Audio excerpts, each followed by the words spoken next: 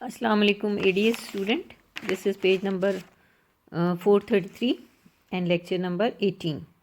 हम कर रहे थे कॉस्ट कर्व्स, ठीक है। तो लॉन्ग रन एवरेज कॉस्ट किया था हमने, लॉन्ग रन मार्जिनल कॉस्ट किया था, लॉन्ग रन टोटल कॉस्ट किया था। अब हमने long run average cost short run average cost से डिराइव करने हैं, माखूज करने हैं, ठीक है। Planning curve of the firm, इसको planning curve of the firm भी कहते हैं। और ये क्वेश्चन जो है ये अक्सर आ जाता है, it's a frequently asked question, ठीक है। और ये बहुत ही आसान है, ठीक है, इतना कंसेप्चुअल नहीं है। मैं अभी इसकी डायग्राम आपके सामने ड्रॉ करूँगी। इसके लिए अब नेक्स्ट पेज पे आइए। Long run consist of so many short run, ये वाला यहाँ से आप इसको करें लॉन्ग रन शॉर्ट, इसको इधर से इसका आंसर शुरू करें, ठीक है। इंट्रोडक्शन में accordingly LAC curve will come into being by joining different minimum of short run average cost curves. Now we are in a position to define long run average cost curve. It is a curve which shows minimum average cost of different levels of output in the long run when the firm can change both the labor and capital, ठीक है। इससे पहले सिर्फ वो labour से काम चला रही थी ना, अब उसके पास लॉन्ग रन है, वो कैपिटल सरमायाकारी मज़ीद कर सकती है। मैं अभी समझाती हूँ आपको। Must kept in view that every point on LAC curve represents minimum of average cost in the short run, ठीक है। अब हम इसको डिराइव करने के लिए क्या, अब देखिए कि लॉन्ग रन में, लॉन्ग रन हम उस पीरियड को कहते हैं जिसमें आप सिर्फ लेबर लगा कर काम नहीं बढ़ा सकते। आप देखते हैं कि मेरी चीज़ की बहुत ज़्यादा डिमांड है, फर्म देखती है मेरी चीज़ की बहुत डिमांड है, तो वो क्या करती है लॉन्ग रन में, उसके पास टाइम होता है वो और लैंड ले ले, एक और फैक्ट्री लगा ले, या जो आपकी फैक्ट्री है उसमें और मशीनें डाल ले, अच्छी टेक्निक्स ऑफ प्रोडक्शन लगा दे, कोई और जो लॉन्ग रन की इसको प्लानिंग वो कर लें, प्लानिंग कर ले कि मैंने इसको कितना बढ़ाना है, कितनी डिमांड है जो कि मैंने पूरी करनी है। अब देखिए हम इसके सबसे पहले हम क्या करते हैं, 3 plants at the disposal of firm, यानी कि शॉर्ट रन में हमारे पास उसकी 3 प्लांट्स आ जाते हैं। पहले उसके पास प्लांट साइज़ ये वाला है, ठीक है, SAC1, ठीक है, शॉर्ट रन एवरेज कॉस्ट 1, सही हो गया। फिर वो देखता है कि मेरी तो बहुत ज़्यादा डिमांड है, वो मैं अगर अपनी मशीनें वाला ज़्यादा कर लूँ तो मेरी और कॉस्ट गिर जाएगी और मुनाफा बढ़ जाएगा, वो प्लांट नंबर 2 लगा सकता है, SAC2। फिर SAC3।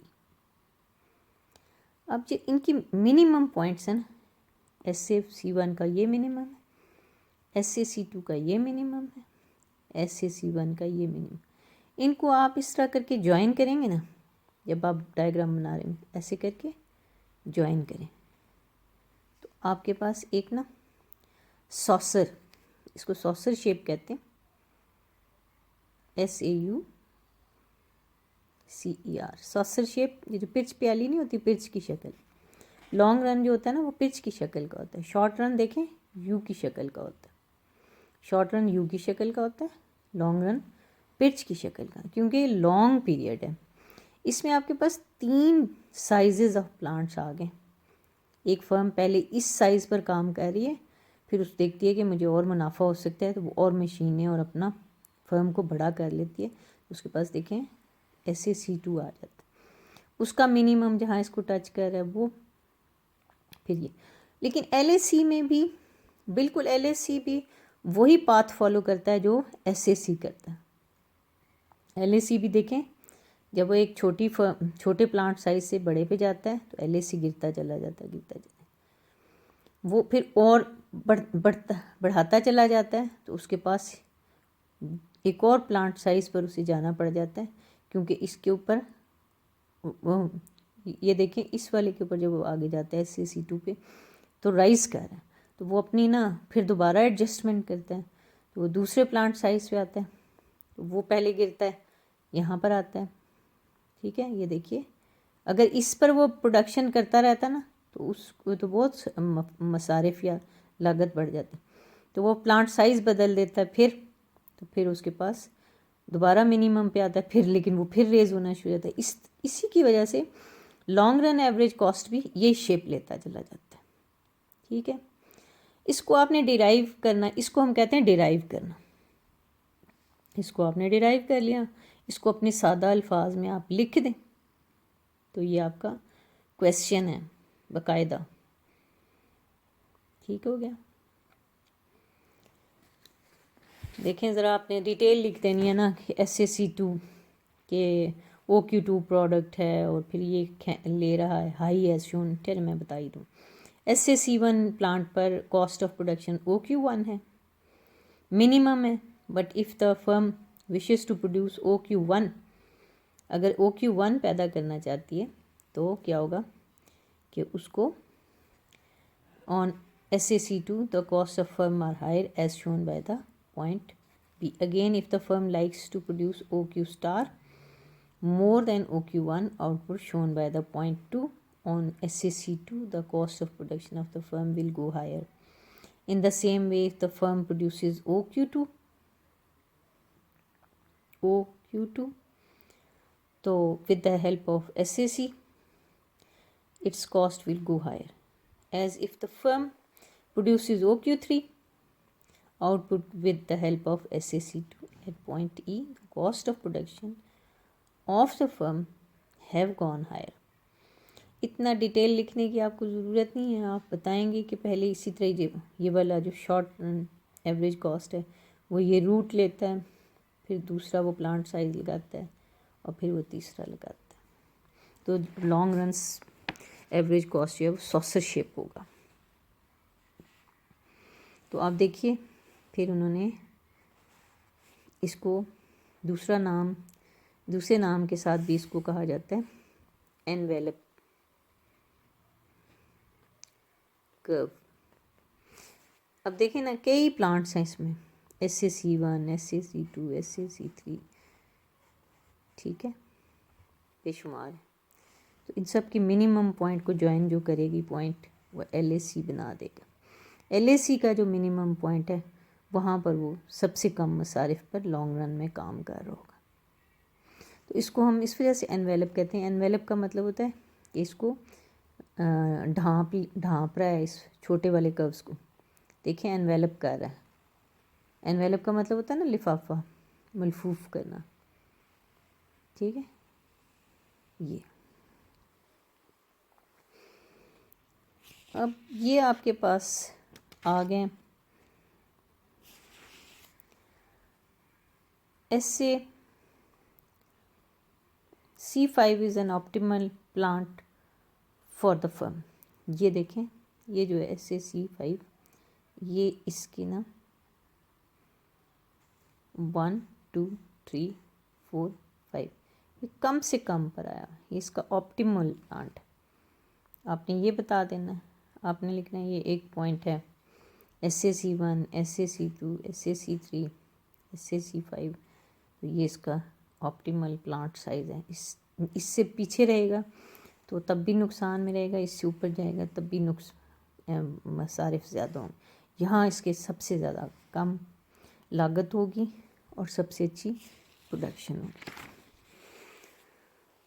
अब long run marginal cost curve, ये सवाल जब आता है ना तो आता है कि long run average cost curve बताइए और उसको डिराइव करें short run cost average cost. तो आपने वो दोनों डायग्राम बनानी है, फिर आपको फिर आएगा कि डिराइव करें मार्जिनल कॉस्ट कर्व, ठीक है। Long run marginal cost curve short run cost curve से निकालें, short run marginal cost curve से निकालें।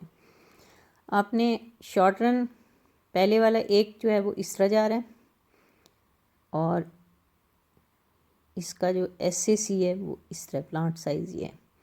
इधर नीचे से MC आ रहा है, वो इसको इंटरसेक्ट करता हुआ ऊपर जा रहा है, फिर SMC आ रहा है, वो इस वाले को काटता हुआ ऊपर जा रहा है, फिर SMC आ रहा है प्लांट 3 का, और वो इससे इंटरसेक्ट करता हुआ ऊपर जा रहा है। आप जहाँ जहाँ ये इंटरसेक्ट कर रहा है, लॉन्ग रन, मार्जिनल कॉस्ट, ठीक है, तो वहाँ वहाँ आप इसको इधर से इसको ज्वाइन करेंगे, ए पॉइंट से बी पे आएंगे, बी से सी पर। इसने बिल्कुल वही रूट लिया जो आपने टेबल से देखा था कि पहले मार्जिनल कॉस्ट तेज़ी से गिरी है, ठीक है, फिर उसके बाद मिनिमम पॉइंट पे आई है, यही इसका ऑप्टिमल प्लांट साइज होगा, फिर दोबारा इंक्रीज़ होगी, ठीक है। Long run marginal cost LAC से ऊपर चली जाएगी जब बढ़ना शुरू हो जाएगी, जब गिर रही होगी तो LAC से नीचे होगी, LMC नीचे होगी, ठीक हो गया। अब आपने ये इसकी डेरिवेशन है, सही है, तो आप इसको मार्जिनल कॉस्ट कर्व्स को आप इससे डिराइव करते हैं। मैं इसको दोबारा बता देती हूँ। LAC एनवेलप करता है SACs को, सारे LAC जो है वो सारे SACs जो हैं उनको आप मिलाएं नीचे वाले पॉइंट्स को, मिनिमम को, तो आपके पास LMC आ जाता है, LAC आ जाता है। अब LMC एनवेलप तो नहीं करता, बल्कि ये उन पॉइंट्स को जहाँ SAC are tangent to LAC we get certain level of at all such by joining the SMCs we get LMC curve, it is shown in figure 13। यही जो है ना, ये इम्पॉर्टेंट है कि आपने कैसे इसको निकाला है। आपने इन लेवल्स को ज्वाइन किया, ठीक है, और फिर उससे आपने LMC निकाल लिया। ये आपके बन गए। अब ये क्वेश्चन, ये यहाँ पर चैप्टर ख़त्म हो रहा है। द मोस्ट इम्पॉर्टेंट सवाल जो है ना वो है explain and construct the short run curves with the help of schedule. इसको मैंने स्टार भी किया हुआ है, ठीक है। फिर आप देखें define cost of production, explain fixed cost variable, ये सारा आपने अभी किया है। रिलेशनशिप MC और AC की बताएं, वो आपने कॉस्ट कर्व्स बनाने हैं। अब शेड्यूल सा बनाएं और फिर कॉस्ट कर्व्स बना के और उनकी हरकत बताएं। फिर behaviour of short run cost curves and discuss their relationship, ये वाला सवाल भी आपने किया हुआ है, लेकिन ये दोबारा उसी से मिलता है। फिर लिखा है explain and construct the long run curves cost curves with the help of a schedule, ठीक है। लॉन्ग रन कॉस्ट कर्व वो जो आप पीछे पढ़ के आए थे वो है। फिर long run average cost curve आपने निकालना है with the help of short run average cost curve, जो अभी पढ़ा है। ये बहुत इंपॉर्टेंट सवाल है, इसमें से ये दो ही आते हैं ज़्यादातर। फिर LMC डिराइव करें SMC से, ये भी आ सकता है, ठीक है। ये सारे देखें ना दोबारा रिपीट हो रहे हैं क्वेश्चन, मुख्तलिफ यूनिवर्सिटीज़ में आए हुए हैं, ठीक है। ये देखें UOG में भी आया हुआ है 2014 में,